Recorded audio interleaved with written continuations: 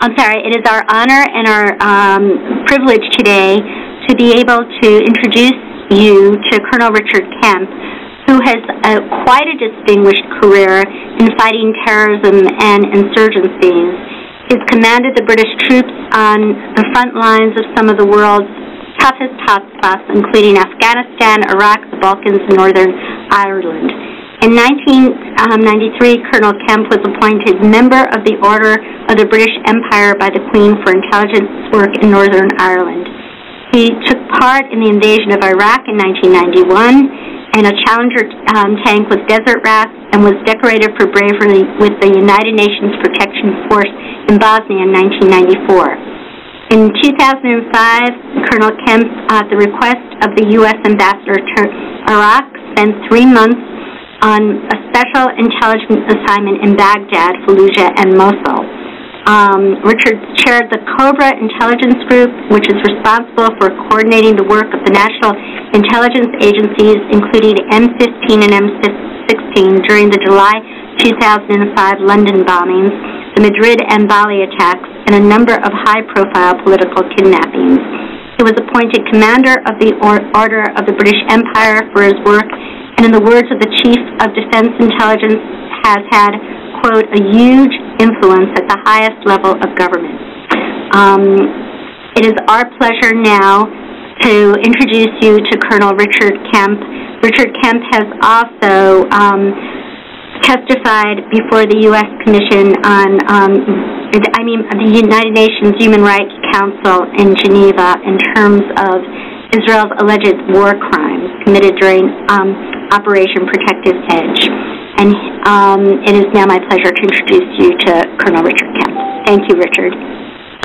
Thank you, and it's my pleasure to speak to you and to speak to those people on this call. And thank you all for taking the time to listen to me. I'm going to speak. I've been told to speak by Sarah for about 20 minutes, which I shall do. And then I believe it's time for any observations or questions that you might have for me, if you have time to do that.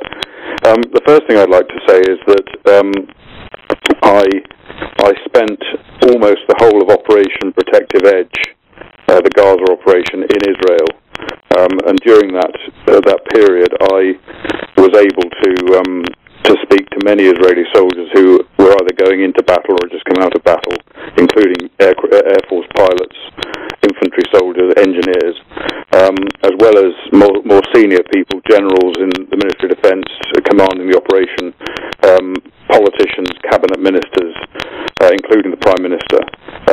And I was around the Gaza border area for much of the time, so I feel I have gained a good insight into what went on there. And when I am able to apply my own experience, and I've been fighting this type of terrorism for 30 years of my military service, when I'm able to apply my own experience there, I believe I can come up with an objective point of view which is fairly unique and certainly is very different to the perspective that we only too often hear from the media and some politicians here in Europe. First thing I'd like to say, though, is I never like to speak about the Gaza conflict without, first of all, just remembering the 66 members of the Israel Defense Force who were killed in action defending their country, and, in my opinion, also defending the Western world, given that Israel is at the front line of terrorism that affects us all.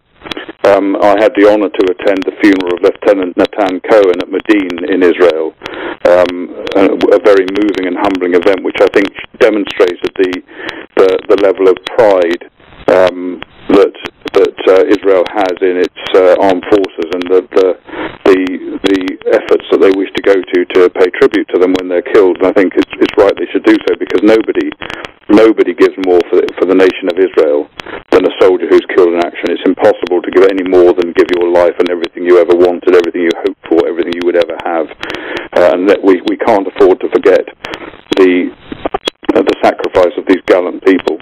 Also, of course, several civilians, 7 innocent Israeli civilians were killed during the course of that operation, and of course course, many innocent Palestinians.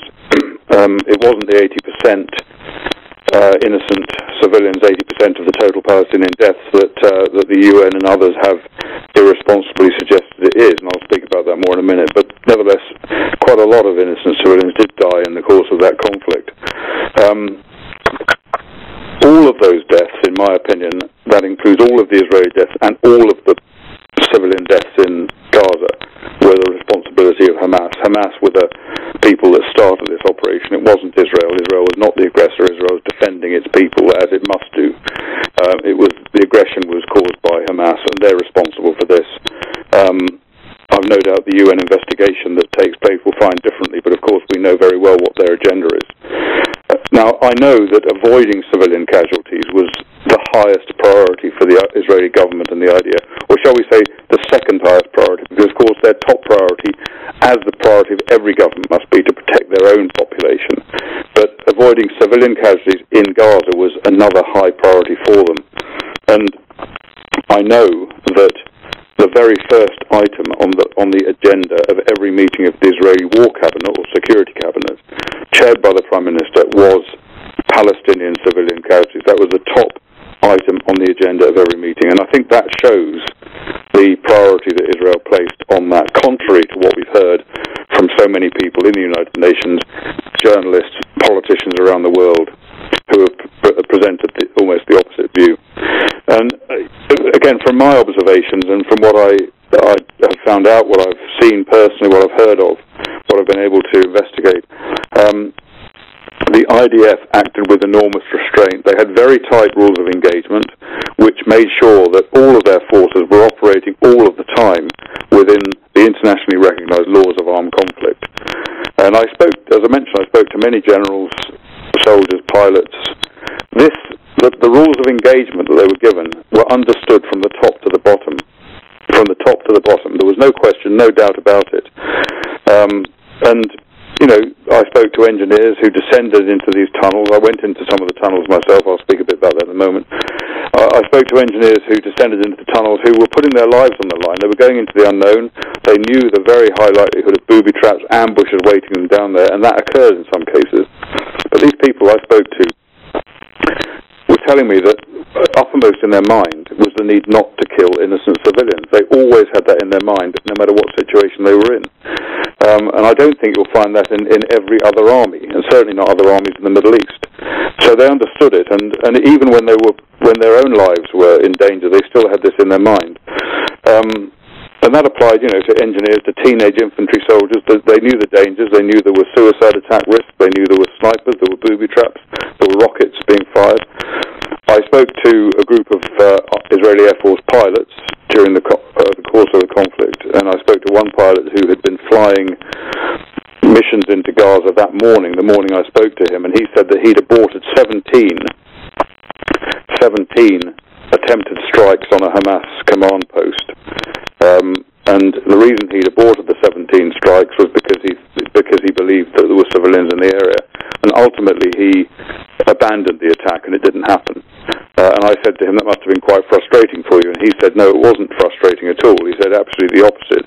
He said the best thing about the Israeli Air Force is that we will never attack a target if we believe there are civilians in the target area. We won't do it. And we're not allowed to do it, and we don't want to do it. And I, as a pilot, could never live with myself for the rest of my life if I'd known that I had deliberately attacked a position which had civilians in it if it could be avoided. Now that kind of morality, humanity and adherence to the laws of armed conflict I think is unique to Israel. Obviously it exists to varying extents in other forces like the British and the American forces. I believe that it is unique to Israel. I'm sure you all know the way that leaflets were dropped, phone calls were made, radio messages broadcast to clear civilians out of target areas. You may not be aware that before a target could be authorized for attack, there had to be 3 separate incredible intelligence sources confirming that this was in fact a Hamas target. And that 3 separate intelligence sources are not something that you come by, you know, just walking down the street. This is a result of huge investment in resources and huge risks taken, because a lot of the intelligence comes from human intelligence sources in Gaza. at great risk to their own lives, and some were killed. So the next thing that has to happen once those intelligence sources have been used, have confirmed a target, then close surveillance takes place, and the Israelis require both a drone surveillance operation, which can get very high-grade photography of a target, and a fighter aircraft surveillance, which is a double safeguard to see visually what the intelligence tells them, to make sure there are no civilians in the target area. And then only once those various safeguards have been gone through, then the strike has to be authorized by the commanding general of the Israeli Air Force, or one of his two deputies, who have to be in the operations center. One of them has to be there 24/7. A hugely high level of authorization, which is not replicated in other armed forces. And even then, even once the commanding general has authorized the attack, the pilot himself, running into the target, can abort the mission, and frequently do, if they feel that there are civilians in the target zone. And each pilot has to have a separate target identified, secondary to the one he's planning to attack, which he could divert his missile into, which would explode harmlessly if even after he launched his missile, he suddenly realized there were civilians there. These are amazing facts, ladies and gentlemen, and they're not reflected in what you hear in the media, and I'm sure you are well aware of that anyway. I think another issue that people often overlook when they're commenting on this is the extreme importance of Iron Dome. And Iron Dome, of course, an Israeli invention, extraordinary piece of equipment. I've seen it in action many times in Israel, and funded by the United States of America to a large extent. And I think it's not just that the Iron Dome protected Israeli civilians. It also protected Palestinian civilians. How did it do this? Because it enabled Israel to be extremely cautious about its attacks against Gaza, knowing that there was a very high likelihood that Iron Dome would protect its own civilians. If it didn't have Iron Dome, if those missiles every day fired out of Gaza were likely to kill innocent Israeli civilians, then the Israeli Air Force and the Israeli forces would have no choice other than to mount a much more devastating attack, which would have killed a lot more innocent civilians. So Iron Dome is very important in that. But of course, it can't be depended upon.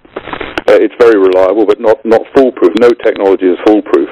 And I visited a house in Ashkelon 1 hour after it had been hit by a missile, and I spoke to a 17-year-old girl in the house who explained where she was and told me she just made it when she heard the air raid warning.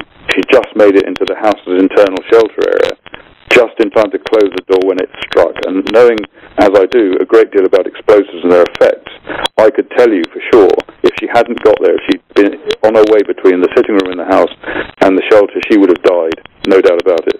She's just one example, and that shows again, I think, the very real threat that Israel faced throughout that conflict.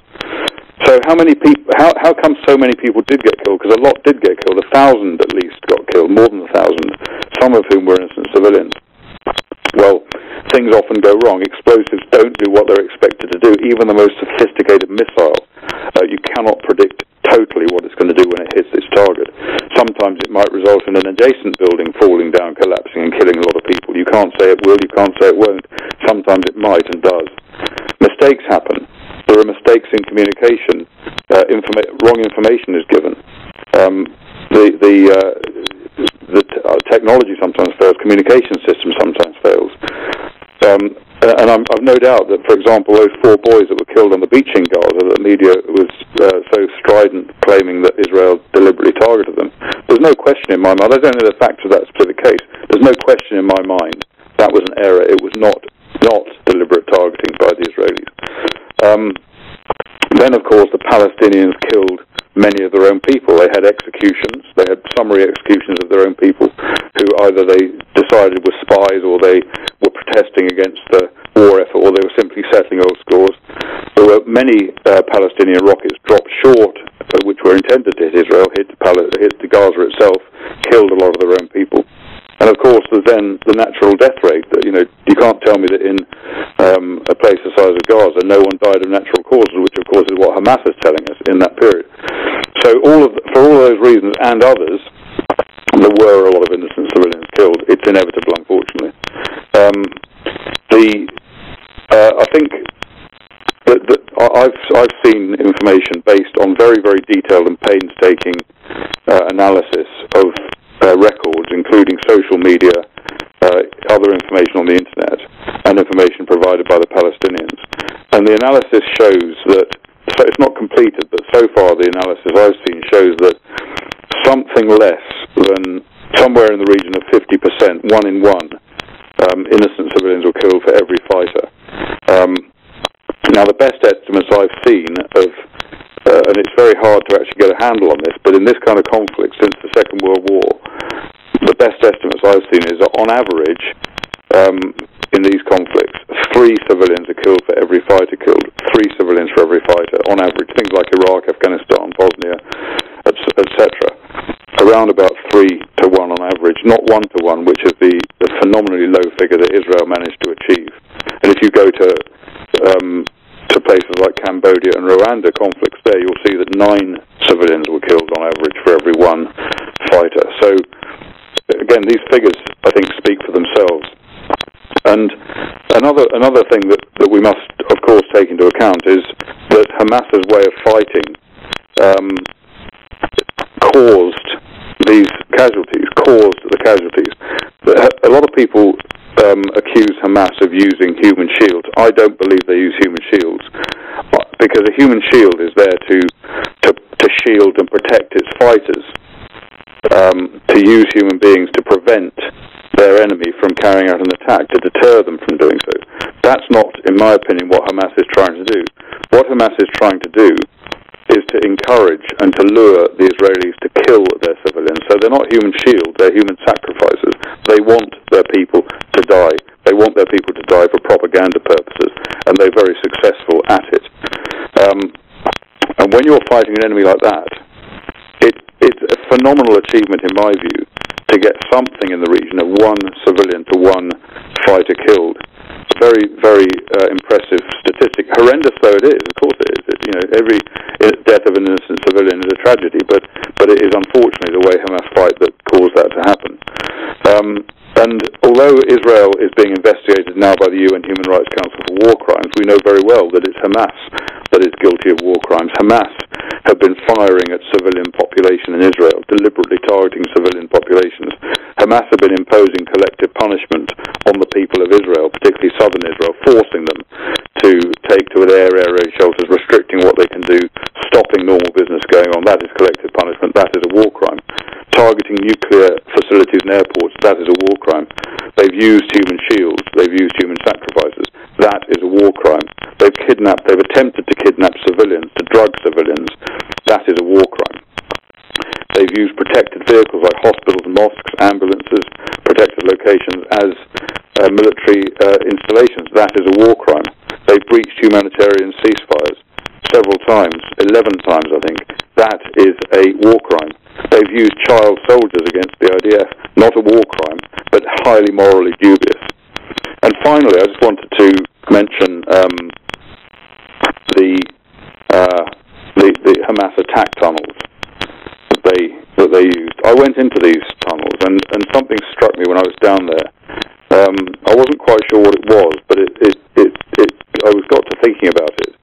And these tunnels they're phenomenal. They're concrete floors, concrete walls, concrete ceilings, built with amazing ingenuity, huge amount of resources, huge amount of labour. They have electric ducting running down the length of them to provide lighting, power, etc. They have electric motors built into the walls. They have railway tracks on the floors to be able to move items up and down, to excavate spoil, etc. They're very cleverly built into houses at one end, and then the openings at the other end inside Israel are carefully worked out to come up in close proximity to settlements in some cases. And I was thinking about what does this remind me of, and I'll tell you what it reminds me of. It reminded me of the final solution. It's on a much smaller scale, of course, but these installations were built deliberately, painstakingly, at great cost, with great engineering skills, with the sole intention of moving groups of Hamas fighters along the tunnels into Israel to massacre to kidnap, to drug, to bring back some Israeli civilians, and undoubtedly to then hold them hostage and eventually kill them inside Gaza. It was a machine of war. It reminded me, as I said, on a much smaller scale, of some of the machinery I've seen for the final solution, if you visit places such as Auschwitz and Belsen and so on. And if you look at it, it doesn't really surprise me, because I know very well that the Muslim Brotherhood, of which Hamas is an offshoot, base a lot of their ideology and their thinking, their political views, on the Nazis with whom they cooperated closely in the Second World War. And I know also that, like the Nazis, their intention is to wipe out the Jewish race, certainly to wipe out Israel, and even to wipe out Jews beyond that. So I suppose it shouldn't come as any surprise to us that they're prepared to invest so many resources and so much engineering ingenuity into creating machinery to do that. That's all I've got to say. I'm very happy to take any questions, particularly if anyone wants to ask. I was going to speak a bit about my thoughts on the ceasefire and whether Netanyahu should have agreed a ceasefire when he did, which is still going on now. I gave evidence to the Knesset about this immediately after the conflict. I was going to speak about that, but I'm conscious of the time. So, Colonel, you actually piqued our curiosity. What are your honest feelings about the ceasefire?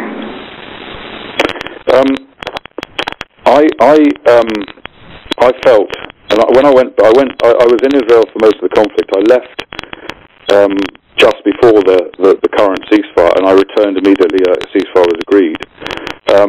And I found throughout Israel, throughout most of Israel, all walks of society, thinking it was the wrong thing to do, that the IDF should have gone forward and destroyed Hamas and completely annihilated them. I disagree with that. Yes, it would be good to see Hamas annihilated and destroyed. I think it's what is needed, but I don't think it is achievable. At present, yes, of course, the IDF could do it, but the other factors that have to be considered are very significant.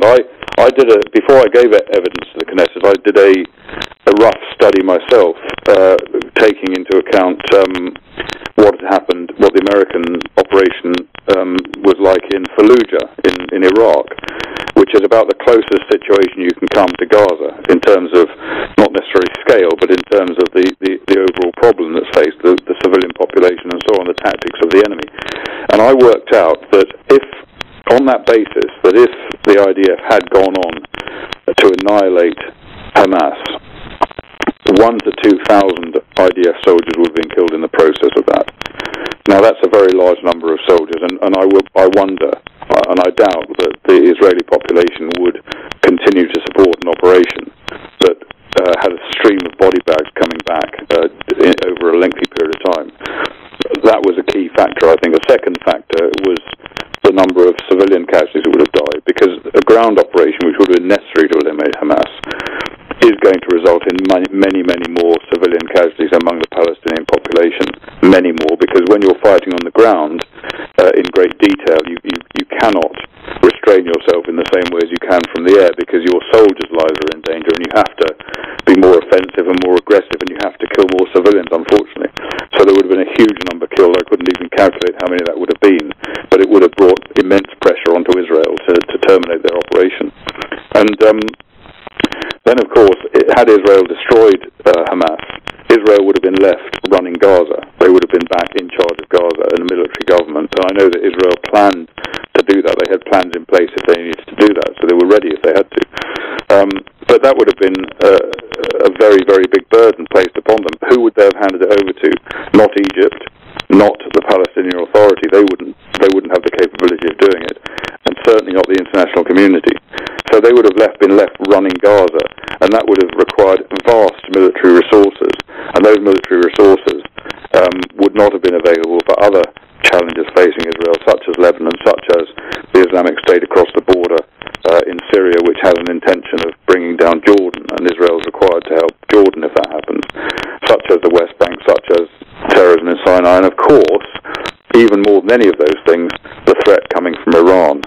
So I think the Prime Minister's decision was the right one. I don't think he really has any serious option other than to degrade Hamas, to deter them from carrying out further attacks against Israel, but not to take over Gaza, with all that would imply. And I think, I don't have any doubt that Hamas is now trying and will continue to try to reboot itself, to restore itself to a position where it can in future carry out attacks.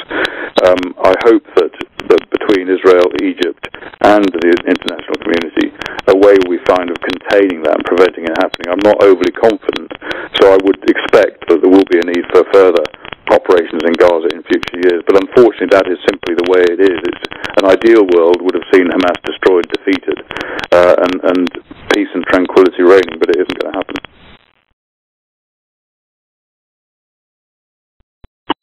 I fully understand what you're saying. I completely understand what you're saying, and I know many people share your view.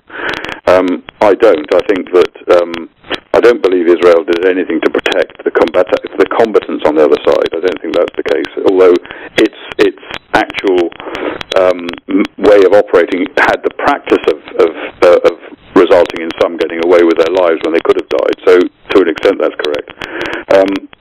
But no civilized country can simply ravage and rampage around a civilian population, killing people without taking every step to avoid it. We do, Britain does, America does. We take not necessarily the same extent of steps as Israel does, but no civilized country could really realistically do that. And I think that's borne out by the testimony to me of a number of soldiers, many soldiers and commanders who were themselves not prepared to do it. They're not able to kill innocent civilians. They don't want to do it unless they absolutely have to. So while I understand your sentiment, and I can see the immense frustrations of it, I believe that what Israel did is the only thing it can do. And one thing we mustn't forget is that Israel has to operate within an international community.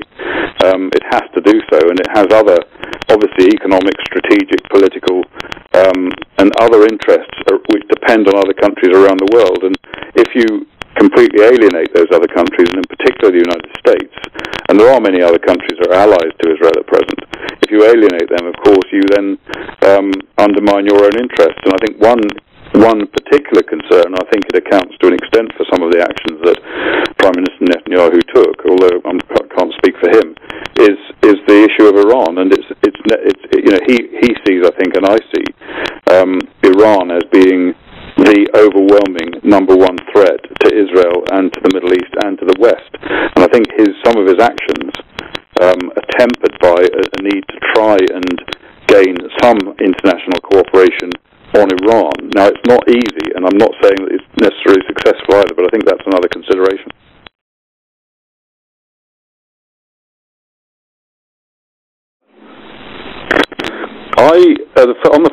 On the second question, I don't know any information. I've heard of this. I don't know any information that you don't about it, but again, from my experience of talking to Israeli soldiers, I obviously didn't speak to all of them, but I spoke to large numbers from various different parts of the forces. I would be quite surprised if anybody would commit suicide basically because of their conscience was unable to withstand the pressures of the horrible things they did to the Palestinians, because I don't think they did. I think it is quite possible that if those deaths are related to what happened in Gaza, it's potentially going to be more likely, I would say, to be about maybe seeing a friend of theirs killed alongside them, seeing their comrades killed, seeing children killed, which they did in some cases, and the general horrors of war. I mean, we've had in the British forces, and the Americans have had the same, quite high numbers of suicides of soldiers who have fought in Afghanistan and in Iraq. I'm not aware of any of them, and I may not be right here, but I'm not aware of any of them who committed suicide because they felt that they were being too butcherous in Afghanistan and Iraq. I don't think that's the case. I mean, again, I can't really prejudge it, but I'd be very surprised. I think it's much more likely to be very similar to the experience that British and American forces have had in Afghanistan. And so much that Israel does is very, very similar. In regard to your first question about the Islamic State, I feel that there is Hamas and the Islamic State have a huge amount in common. They're not the same, but they've got a huge amount in common, as does Al-Qaeda, as does Hezbollah. Yes, I know Hezbollah is a Shia terrorist group, and Islamic State, Hamas, Islamic Jihad, etc., are Sunnis, but they still have a lot in common, and they have a surprising amount in common. And we know very well. We know that the Islamic State execute people out of hand. We know Hamas execute people out of hand. We know that the Islamic State are more than happy to kill innocent civilians. We know Hamas are more than happy to kill innocent civilians. We know that the Islamic State have an intention of establishing a caliphate, a global caliphate, along Islamic lines. We know that Hamas have an intention of destroying the State of Israel and then going on to take part in the establishment of an Islamic caliphate. So, to me, there are different tactics in some cases, different objectives in some cases, but ultimately I think they're cut from the same cloth. They're part of a global international violent jihad which threatens the whole of the world, and I think to try and pretend that they're different is purely based on the agenda of so many people in the West who just see what's happening in Israel-Palestine as being a territorial dispute, which of course it isn't. It is in part, but it's much more than that. And certainly on the Muslim side, particularly with Hamas, and to a large extent the Palestinian Authority, it's a racial issue as well. Well, I think there is among, and I don't say all media, but I think among, shall we say, the majority of media in Europe, and I can't speak as strongly about the media in the United States, but certainly the majority of the media in Europe has an institutionalized bias against Israel. I think yes, it is getting worse. It certainly isn't getting any better. I think some of it is, we didn't. Well, I think although it's getting worse, I think it as an institutional factor. I think the effectiveness of the Israeli government in projecting its own media message during the recent Gaza conflict made the overall media position not as bad this time as it had been previously. I think they worked hard to improve their position. There's still work to be done, but I think the overall media position in this conflict was not perhaps as bad as in the two previous Gaza conflicts. But I do believe that the media have culpability for some of the horrors that took place in Gaza, as do world politicians, and the reason I think they have culpability is because they encourage, by their angle on this, they encourage Hamas to continue using its tactic of human shields or human sacrifices. It works. It's a propaganda tool which works for Hamas, and it works because the media encourage it, and many politicians, the United Nations, NGOs encourage it as well. So they do, in my view, have some culpability for what happened and what may happen in the future. As to what can be done about it, I think I find it very hard. I do my best in the media to try and overcome wherever I can overcome this problem, but it's extremely hard. I think one thing I would say is that it's incumbent upon all of us who actually care about this issue to have as great and close and detailed an understanding of the very, very complex situation that exists in the Middle East as we possibly can, because so many media commentators, as well as other activists and other so-called experts, have a paper-thin understanding of it. And if we can batter our way through that paper by hard facts and reality, as opposed to the slogans that are projected to them by their own, to some extent, their editorial staff, and by the propaganda that's churned out from the Middle East, I think that's about all we can do at this point. But I think I do believe that Israel is improving their game, and I think there is still a lot of work to be done.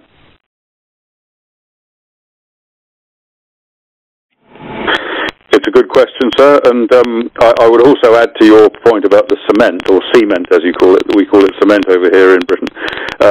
I would add to that the tunnels I went into, one of them had electric cabling running down the length of them, which had Hebrew writing on it. So it was obviously again Israeli electric cable, which was being used against Israel. So I can see what you're saying entirely. I don't want to sort of harp on this issue. You heard my view on it. I think the times have changed, priorities have changed, politics have changed, and the stance of the international community has also changed. I think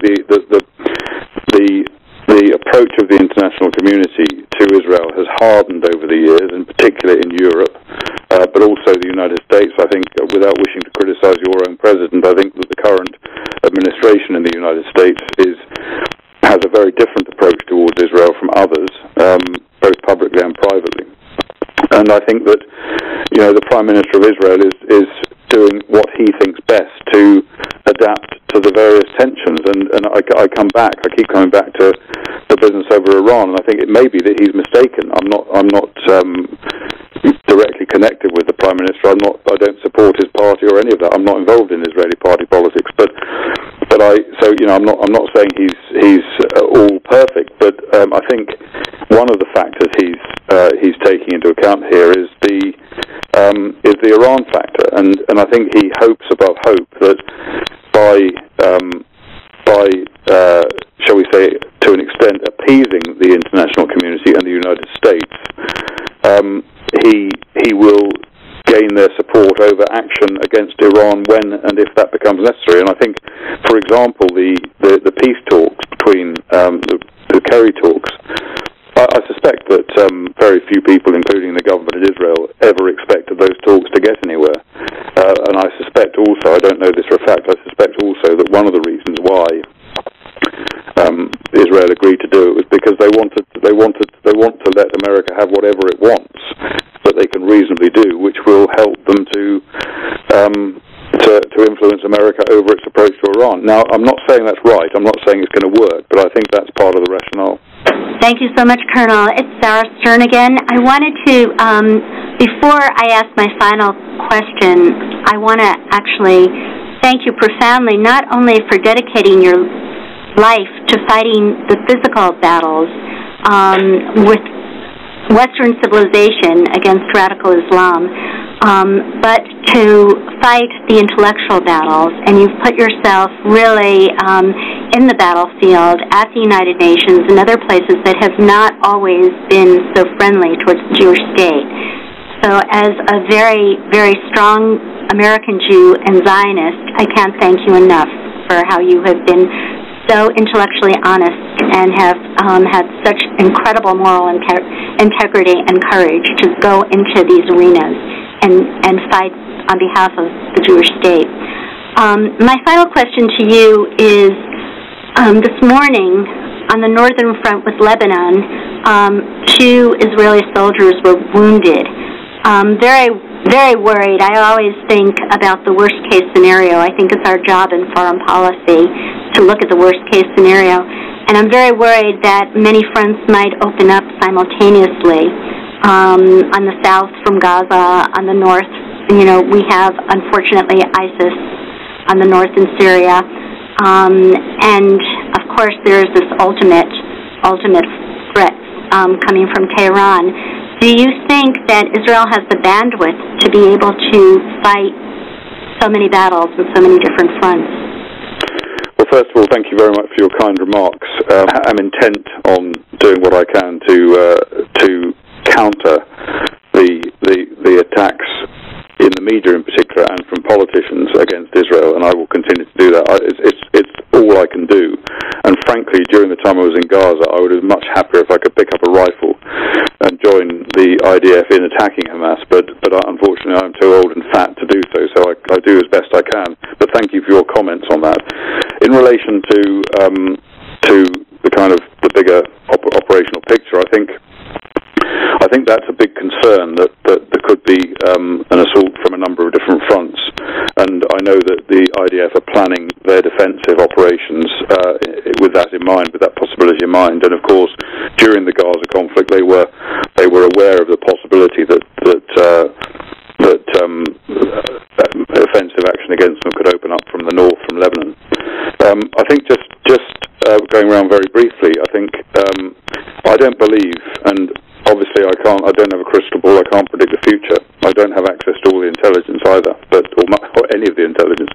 But I do not believe that Hezbollah in Lebanon is likely to launch an assault against Israel using its rockets at the present time, because I think that those rockets are intended to either preempt or counter a strike by Israel or by the US or other Western nations against Iran, and I think they do not wish to dissipate their resources there unless that eventuality occurs. So I'm not saying that it's not going to happen, but I think it's probably less likely that there's going to be an attack from there.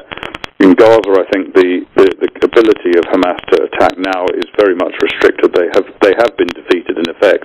They haven't been annihilated. They have been defeated. They could fire a few rockets here and there, but they are not what they were before this conflict began. They I think probably will try and rebuild themselves. So it does represent a threat again. And I think in the north, on the north and the west, in the Syrian border, the Islamic State and Al-Nusra Front, the Al-Qaeda-affiliated terrorist group there. Yes, of course, they've got Israel in their sights, but I don't think they've got them in their immediate sights.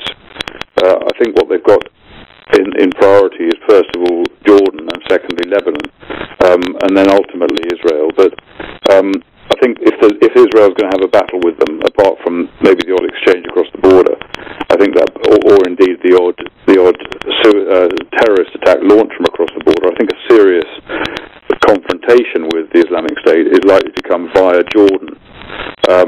And in that case, I'm sure that, I know that Israel has plans to support Jordan in defending itself against the Islamic State. And these are, and of course the problem down in the south in Sinai is a problem that is now being suppressed more by Sisi in Egypt, now that he's running the country, than it was when the Muslim Brotherhood were. So I think that's a big problem. I'm not undermining that. I'm not belittling that problem, but I think it's being contained better now by the Egyptians. And of course, all of these things, it goes to the point I made earlier when I was talking about whether there should or should not have been a ceasefire, whether Israel should or should not have gone in and taken over Gaza again. I think all of these things really underline the fact that Israel couldn't probably afford to take and run Gaza with all of the forces it requires there and be prepared to defend itself against the other fronts as well. So I think the real answer to your question, does it have the bandwidth? I think it does have the bandwidth, but providing that